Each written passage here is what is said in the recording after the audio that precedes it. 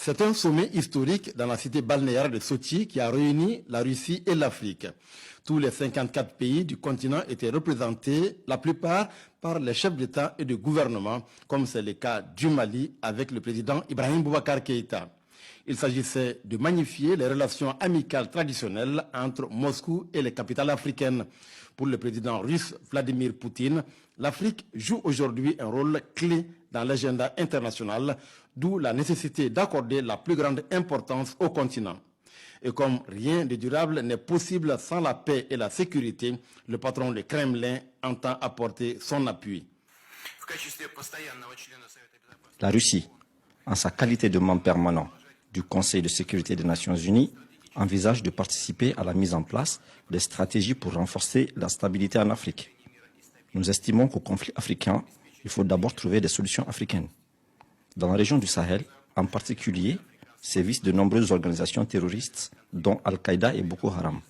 Nous devons unir nos forces pour lutter contre le terrorisme.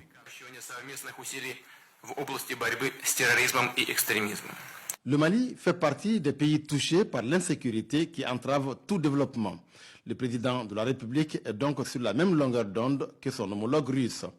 Quand on pense qu'un pays comme le Mali, que vous avez puissamment aidé à avoir une industrie débutante, se trouve aujourd'hui plombé dans son développement par la facture sécuritaire, 22%, chers amis, de nos recettes budgétaires sont aujourd'hui transférés dans les dépenses de défense et de sécurité. C'est énorme, c'est un poids trop lourd.